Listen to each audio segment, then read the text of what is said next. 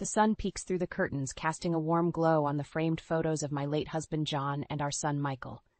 It's been 5 years since John passed, and the house feels emptier with each day. I sip my coffee, lost in thought, when a sudden knock at the door startles me. I open it to find Eliza, Michael's ex-wife, standing there with a suitcase. "Marge, I need your help," she pleads, her eyes welling up with tears. I hesitate, remembering the pain she caused Michael during their divorce. But seeing her like this, I can't turn her away. "Come in, Eliza. What's going on?" She steps inside, her designer heels clicking on the hardwood floor. "I lost my job, and I have nowhere else to go. Can I stay with you for a while? Just until I get back on my feet." Something about her story doesn't sit right with me, but I nod. "Of course, your family. You can stay in the guest room." Eliza hugs me, her expensive perfume overwhelming my senses. "Thank you, Marge. You're a lifesaver." As she settles in, I can't shake the feeling that there's more to her story. She spends hours on the phone, speaking in hushed tones, and leaves the house at odd hours. When I question her, she brushes me off, saying she's job hunting. Days turn into weeks, and Eliza shows no signs of leaving. I notice new designer clothes in her closet and expensive jewelry on her dresser. How can she afford these things without a job? One evening I confront her. "Eliza, I thought you were struggling financially, but I see you buying all these expensive things. What's really going on?" She laughs, a harsh sound that sends a chill down my spine. "Oh, Marge, you're so naive. I have my ways of getting what I want." I stand my ground, my voice firm. "I won't have any illegal activities under my roof, Eliza. You need to leave." Her eyes narrow, and she steps closer, her voice low and threatening. "You can't kick me out, Marge. I'm family, and if you try, I'll make your life a living hell." Fear grips my heart, but I refuse to let her see it. "Get out of my house, Eliza. Now." She grabs her purse and storms out, slamming the door behind her. I sink into a chair, my hands shaking. What have I gotten myself into? That night I lay awake, my mind racing. I know Eliza won't give up easily. She's always been manipulative, even when she was married to Michael. I need to find a way to protect myself and my home. I think back to John's old police connections. Maybe they can help me gather evidence against Eliza without putting myself in danger. I make a mental note to reach out to his former partner, Dan, in the morning. As the sun rises, I feel a renewed sense of determination. I won't let Eliza destroy the peace I've worked so hard to build. I'll fight back, no matter what it takes. She may think she can control me, but she has no idea who she's dealing with. I am Marge Thompson, and I will not be intimidated in my own home. Over the next few weeks, Eliza makes herself at home in my house. She sleeps till noon, leaves her dirty dishes in the sink, and expects me to clean up after her. I bite my tongue, trying to keep the peace, but my patience is wearing thin. One afternoon, I come home from the grocery store to find Eliza lounging on the couch, surrounded by shopping bags from expensive boutiques. She barely acknowledges me as I put away the groceries. "Eliza, I thought you said you were struggling financially," I say, trying to keep my voice calm. "How can you afford all these new clothes?" She rolls her eyes. "Don't worry about it, Marge. I have my ways." I frown, a sense of unease growing in the pit of my stomach. "What do you mean, your ways? Are you doing something illegal?" Eliza sits up, her eyes narrowing. "You know, for someone who's supposed to be helping me, you sure ask a lot of questions. Maybe you should mind your own business." I feel my anger rising, but I take a deep breath. "This is my house, Eliza, and as long as you're living under my roof, it is my business." She stands up, grabbing her purse. "Fine. If you're going to be like that, I'll just leave." I watch as she storms out of the house, slamming the door behind her. Part of me feels relieved, but I know this isn't the end. Eliza's not the type to give up easily. Later that evening, I'm washing dishes when I hear a knock at the door. I open it to find my neighbor, Mrs. Johnson, standing on the porch with a worried expression on her face. "Marge, I hate to bother you, but I thought you should know," she says, her voice low. "I've seen some strange people coming and going from your house late at night, and I've heard loud arguments too. Is everything okay?" My heart sinks. I had no idea Eliza was causing trouble with the neighbors. "I'm so sorry, Mrs. Johnson. My daughter-in-law has been staying with me, and we've had some disagreements. I'll talk to her and make sure it doesn't happen again." Mrs. Johnson nods, but I can see the concern in her eyes. Just be careful, Marge. I don't want to see you get hurt. I thank her and close the door, my mind racing. I need to find out what Eliza's up to before she drags me into something I can't get out of. The next morning, I wake up early and start searching Eliza's room. I know it's a violation of her privacy, but I can't shake the feeling that she's hiding something. As I rummage through her drawers, I find a stack of credit card statements with my name on them. My heart stops as I realize she's been using my identity to open new accounts and rack up debt.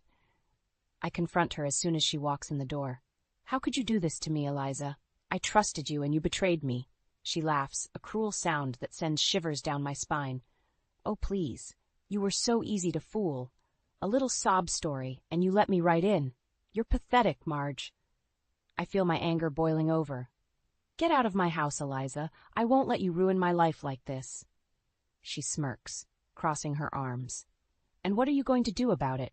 Call the cops? I'll just tell them you gave me permission to use your credit cards. It's your word against mine. I realize with a sinking feeling that she's right. She's backed me into a corner, and I don't know how to get out. But one thing's for sure. I won't let her win. I'll find a way to stop her, no matter what it takes. The situation with Eliza is getting out of hand. More neighbors have come to me, complaining about the noise and the suspicious characters hanging around my house at all hours of the night. I'm starting to feel like a prisoner in my own home. I've tried talking to Eliza, but she just brushes me off or gets defensive. I'm not doing anything wrong, she insists, her eyes flashing with anger. You're just being paranoid. But I know better. I've seen the evidence of her lies and deceit scattered throughout the house. Credit card statements, strange packages, and cash hidden in her room. I can't ignore it any longer. One evening, I decide to confront her once and for all. I wait until she comes home, stumbling through the door with a group of rough-looking men. The stench of alcohol and cigarettes fills the air. Eliza, we need to talk, I say, my voice shaking with a mix of fear and anger. She rolls her eyes. Not now, Marge, I'm busy. I stand my ground. No, we're doing this now. I know what you've been up to, and it needs to stop. The lies, the stealing, the illegal activities, I won't have it in my house. Eliza's face twists into a sneer. You don't know anything, you old hag. You're just jealous because I'm living my life while you're stuck in this boring, empty house. Her words cut deep, but I refuse to let her see how much they hurt. This is your last chance, Eliza. Either you clean up your act, or you get out. I won't let you destroy everything I've built. She laughs, a harsh, grating sound. You can't kick me out. I have nowhere else to go. And if you try, I'll make sure everyone knows what a horrible person you are. I'll tell them how you mistreated me, how you're just a bitter old woman who can't stand to see anyone else happy. I feel my anger rising, but I force myself to stay calm. I'm not afraid of you, Eliza. I've dealt with worse than you in my life, and I won't let you bully me in my own home. She steps closer, her face inches from mine. We'll see about that. You have no idea what I'm capable of. With that, she turns and storms out of the room, leaving me shaking with rage and fear. I know I can't let her win, but I'm not sure how to stop her. The next day, I find my tires slashed and my mailbox smashed. I have no proof it was Eliza, but I know in my gut that she's responsible. She's trying to intimidate me, to make me back down. But I won't give in. I've faced tougher challenges in my life, and I've always come out stronger. I start documenting everything, keeping a record of Eliza's actions and the damage she's causing. I know I'll need evidence if I want to get her out of my life for good. Late one night, I hear Eliza arguing with someone on the phone. She's yelling, her voice filled with anger and frustration. I creep closer, trying to make out what she's saying. I don't care what it takes, she hisses. I want that money, and I want it now. And if you don't get it for me, I'll make sure you regret it. My heart races as I realize the extent of her crimes. She's not just stealing from me. She's involved in something much bigger and more dangerous. I know I can't handle this on my own anymore. I need help, and I need it fast. With a heavy heart, I pick up the phone and dial the number of an old friend, someone I know I can trust. It's time to take action, before it's too late. I wait anxiously for Dan, my late husband's former partner, to arrive. When I hear the knock on the door, I rush to answer it, relief washing over me as I see his familiar face.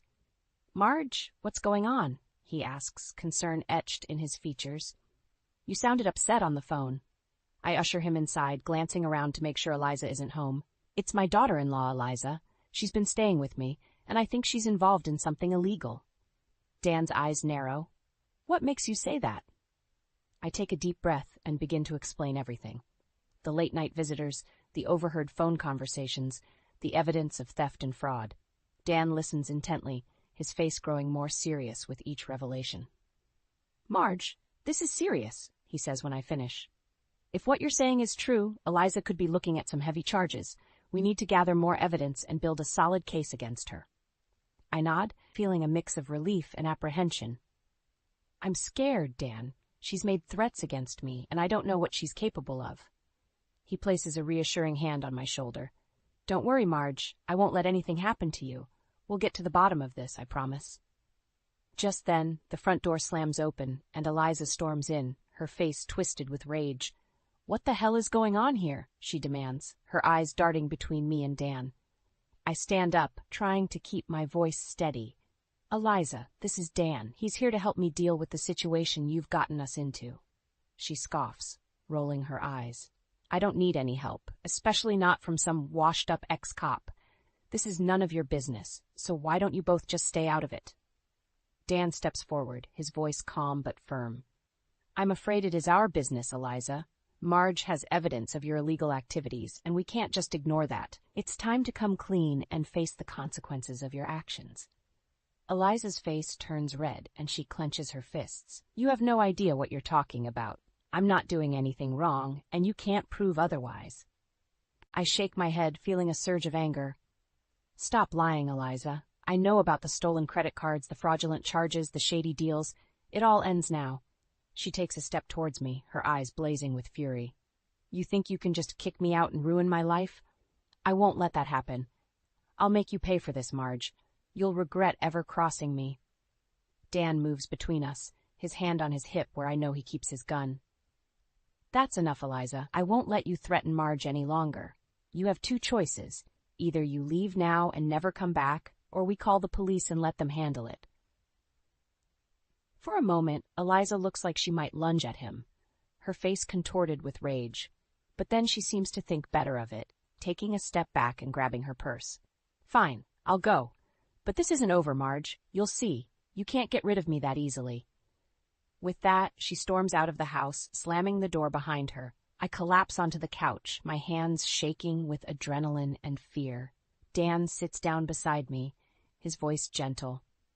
"You did the right thing, Marge. I know it wasn't easy, but you stood up for yourself and for what's right. We'll make sure Eliza pays for what she's done." I nod, feeling a glimmer of hope amidst the chaos. "Thank you, Dan. I couldn't have done this without you." He smiles, patting my hand.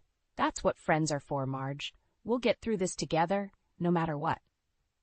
The next few days are tense, with no sign of Eliza. I can't help but feel like the calm before the storm, knowing that she's out there somewhere, plotting her next move. I try to go about my daily routine, but I'm constantly on edge, jumping at every noise and shadow.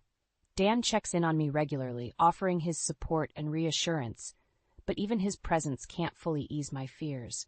Late one night, I'm startled awake by the sound of shattering glass. I bolt up in bed, my heart pounding in my chest. I grab the baseball bat I've started keeping by my bedside and creep down the stairs, my hands shaking. As I round the corner into the living room, I see a figure standing by the broken window, silhouetted against the moonlight. I flip on the light switch, and my blood runs cold as I recognize Eliza's face, twisted with rage. "What are you doing here?" I demand, my voice trembling. "I thought I made it clear that you're not welcome in my home anymore." She laughs, a harsh, grating sound that sends shivers down my spine. "You really thought you could get rid of me that easily? I told you, Marge, you can't win against me. I always get what I want, one way or another." I grip the baseball bat tighter, trying to steady my nerves. "I'm not afraid of you, Eliza. I won't let you intimidate me anymore." She takes a step towards me, her eyes glinting with malice. "Oh, but you should be afraid, Marge. You have no idea what I'm capable of. I've ruined people's lives before, and I won't hesitate to do it again." I feel a surge of anger, fueled by the months of fear and frustration. I won't let you destroy my life, Eliza. I've worked too hard to build it, and I won't let you take it away from me. She lunges at me, her hands outstretched like claws. I swing the bat, feeling it connect with her shoulder with a sickening thud. She cries out in pain, stumbling backwards. "You bitch!" she screams, clutching her arm. "You'll pay for that!" I stand my ground, holding the bat in front of me like a shield. "No, Eliza, you'll pay for what you've done. I've given you every chance to change, to make things right, but you've thrown it all away. Now you'll face the consequences of your actions." She glares at me, her eyes filled with hatred. "This isn't over, Marge. I'll make you regret the day you ever crossed me." With that, she turns and flees out the broken window, disappearing into the night. I sink to the floor, my legs giving out beneath me as the adrenaline fades. I know that this is only the beginning, that Eliza won't give up until she's had her revenge. But I also know that I'm not alone in this fight. I have Dan, and the evidence we've gathered, and the strength of my own convictions. I pick up the phone and dial Dan's number, my hand still shaking. "She was here," I say when he answers, my voice hoarse with emotion. "Eliza broke into my house. I think it's time to take this to the police." Dan arrives within minutes, his face grim as he surveys the damage. "You did the right thing, Marge. We have enough evidence to put Eliza away for a long time. She won't be able to hurt you anymore." I nod, feeling a mix of relief and sadness. I never wanted things to come to this, but I know that I can't let Eliza's toxicity poison my life any longer.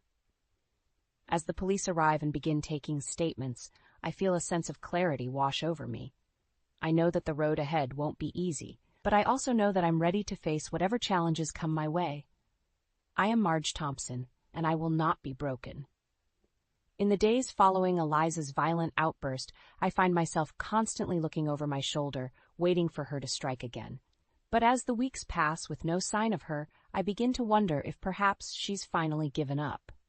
Still, I know better than to let my guard down completely. I meet with Dan regularly, discussing our plans to gather evidence against Eliza and bring her to justice. "I've called in some favors with my old contacts at the police department," Dan tells me over coffee one morning. "They're willing to help us set up surveillance and track Eliza's movements." I nod, feeling a mix of relief and apprehension. "I just want this to be over, Dan. I'm tired of living in fear, always wondering when she's going to strike next." He reaches across the table and takes my hand, his eyes filled with understanding. "I know, Marge, but we're going to make sure she pays for what she's done. You're not alone in this." I smile, feeling a surge of gratitude for his unwavering support. "I don't know what I would do without you, Dan. You've been my rock through all of this." He grins, a mischievous glint in his eye. "Well, what are friends for if not to help take down evil daughter-in-laws?" We both laugh, the tension of the past few weeks momentarily lifted. It feels good to have a moment of levity amidst the chaos. Over the next few days, Dan and I worked tirelessly to gather evidence against Eliza. We set up hidden cameras around my house, hoping to catch her in the act of stealing or vandalizing. We also reach out to some of her former associates, people she's burned in the past. Many of them are more than willing to provide statements against her, eager for a chance at their own revenge. As the evidence mounts, I begin to feel a sense of hope, a glimmer of light at the end of the tunnel. Maybe, just maybe, we can finally put an end to Eliza's reign of terror. But even as we make progress, I can't shake the feeling that Eliza is still out there, watching and waiting for the right moment to strike. I find myself jumping at every noise, my heart racing at the slightest provocation. One evening, as I'm washing dishes in the kitchen, I hear a sound that makes my blood run cold. It's the creaking of a floorboard, the same one that always squeaks when someone steps on it. I freeze, my hands still submerged in the soapy water. I listen intently, straining to hear any other signs of movement. And then I hear it again, louder this time. Footsteps, slow and deliberate, moving towards the kitchen. I reach for my phone with shaking hands, ready to dial 911. But before I can even unlock the screen, a figure appears in the doorway, a silhouette backlit by the hall light. "Hello, Marge." Eliza's voice is cold, dripping with malice. "Did you really think you could get away from me that easily?" I back away, my heart pounding in my chest. Eliza, please, don't do this. We can talk about this, find a way to resolve things peacefully.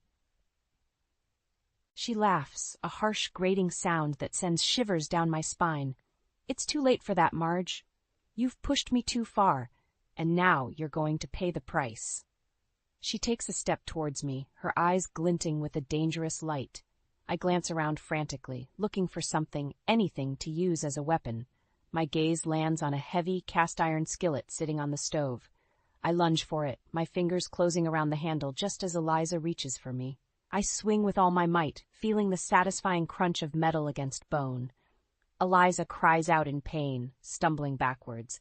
You'll regret that, she hisses, clutching her bleeding face. I'll make you suffer for this, Marge. I'll destroy everything you love, everyone you care about. But even as she speaks, I feel a sense of calm wash over me. I know that I'm not alone, that I have Dan and the evidence we've gathered on my side. No, Eliza, I say, my voice steady and strong. You're the one who's going to pay for your crimes. I'm not afraid of you anymore. After the confrontation with Eliza, Dan and I know that we need to act fast. We can't risk her catching wind of our plans and disappearing before we can bring her to justice. We decide to set a trap, using my house as bait. I'll pretend to leave for a weekend trip, giving Eliza the perfect opportunity to break in and steal from me once again. But this time, we'll be ready for her. Dan helps me set up hidden cameras throughout the house, connected to a live feed that he can monitor from a nearby location. As I pack my bags and make a show of leaving, I feel a mix of nervousness and excitement. I know that this is a risky plan, but I also know that it's our best chance at catching Eliza red-handed. I drive to a nearby hotel, where I'll be staying for the next few days. Dan and I stay in constant communication, keeping each other updated on any developments. For the first day, there's no sign of Eliza. I try to distract myself with books and television, but I can't shake the feeling of anticipation, the sense that something big is about to happen. And then, on the second night, I get the call from Dan. She's here, he says, his voice tense with excitement. She just broke in through the back door. I rush to his location, my heart pounding in my chest. When I arrive, he's already got the video feed up on his laptop screen. I watch as Eliza moves through my house, her movements furtive and quick. She rifles through my drawers and cabinets, stuffing jewelry and cash into a backpack. But then, something unexpected happens. Eliza starts talking to herself, muttering under her breath as she goes about her business. At first, I can't make out what she's saying, but as I listen closer, I realize that she's revealing her entire plan, laying out the details of her scheme like a villain in a movie. Those idiots have no idea what's coming, she says, a smirk on her face. Once I've drained Marge's accounts and sold off her valuables, I'll disappear without a trace. They'll never be able to find me. I look at Dan, my eyes wide with shock. Are you getting this? I whisper, hardly daring to believe our luck. He nods, a grin spreading across his face. Every word, she's just sealed her own fate. We continue to watch as Eliza moves through the house, spilling more and more of her secrets with each passing minute. She brags about the people she's exploited, the lives she's ruined without a second thought. And then, just when I think it can't get any better, Eliza starts talking about her next target. That old lady down the street, the one with the yappy little dog? She's next on my list. I bet she's got a fortune stashed away in that tacky little house of hers. I feel a surge of anger, mixed with a grim sense of satisfaction. Eliza has no idea that she's just given us everything we need to put her away for good. As she finishes up her raid and slips out the back door, Dan is already on the phone with the police. We've got her, he says, his voice filled with triumph. We've got all the evidence we need. I sink back in my chair, feeling a rush of relief wash over me. It's finally over. After months of fear and uncertainty, I can finally see a light at the end of the tunnel. I know that there's still a long road ahead, that Eliza will likely fight the charges with everything she's got. But I also know that I'm not alone in this fight, that I have Dan and the law on my side. And for the first time in a long time, I allow myself to feel a glimmer of hope, a sense that maybe, just maybe, everything is going to be okay. The day of Eliza's arrest is a blur of activity. Police swarm my house, taking statements and collecting evidence. I watch as they lead her away in handcuffs, her face twisted with rage and disbelief. "You think this is over?" she screams, straining against the officer's grip. "I'll make you pay for this, Marge. I'll find a way to make you suffer, even if it's the last thing I do." But even as her threats ring in my ears, I feel a sense of calm wash over me. I know that she's powerless now, that the law is on my side. In the days that follow, I work with Dan to secure my home and my finances. We change the locks, install new security systems, and freeze my credit to prevent any further fraud. It's a long and tedious process, but with each step I feel a little bit safer, a little bit more in control of my own life. And then finally, the day of Eliza's trial arrives. I sit in the courtroom, my heart pounding as the evidence is presented piece by damning piece. The surveillance footage from my house is played for the jury, showing Eliza's brazen theft and her unwitting confession. Witness after witness takes the stand, testifying to her cruelty and her callousness, and through it all, Eliza sits stone-faced, her eyes blazing with hatred every time they meet mine. But in the end, the verdict is unanimous. Guilty on all counts, with a sentence that will keep her behind bars for decades to come. As the judge reads out the decision, I feel a rush of emotion wash over me. Relief, certainly, but also a sense of sadness, a realization of all that has been lost. I think of the young woman Eliza once was, the bright and beautiful girl who captured my son's heart. I think of all the pain and suffering she's caused, the lives she's ruined in her relentless pursuit of greed and power. And I know that, in the end, this is the only way it could have gone, the only way to stop her, to protect the people she would have hurt. As I leave the courtroom, Dan by my side, I'm surrounded by a sea of reporters and well-wishers, people I've never met, strangers who have followed my story and rooted for me every step of the way. I'm overwhelmed by their kindness, their support. I've spent so long feeling alone, feeling like I was fighting this battle by myself. But now, I realize that I was never really alone at all. In the weeks that follow, I start to piece my life back together. I reconnect with old friends, I take up new hobbies, I learn to find joy in the simple things again. And through it all, I carry with me the lessons I've learned, the strength I've found within myself. I know now that I am capable of standing up for myself, of fighting for what's right, no matter how hard it may be. One evening, as I sit on my porch with Dan, watching the sunset paint the sky in shades of orange and gold, he turns to me with a smile. "You know, Marge, you're one of the bravest people I've ever met," he says, his voice filled with warmth and admiration. I feel a blush creep into my cheeks, a flutter of something like happiness in my chest. "I don't know about that," I say, shaking my head. "I just did what I had to do." But even as I say it, I know that it's more than that. I know that I've found a strength within myself that I never knew I had, a resilience that has carried me through the darkest of times. And as I look out at the world before me, at the beauty and the promise of a new day, I know that I am ready for whatever comes next. Ready to face the future with courage and with hope, knowing that I am not alone, that I am loved and supported by the people who matter most. It's a new beginning, a chance to start fresh and to build a life that is truly my own. And I am ready to embrace it with open arms, ready to see what adventures lie ahead.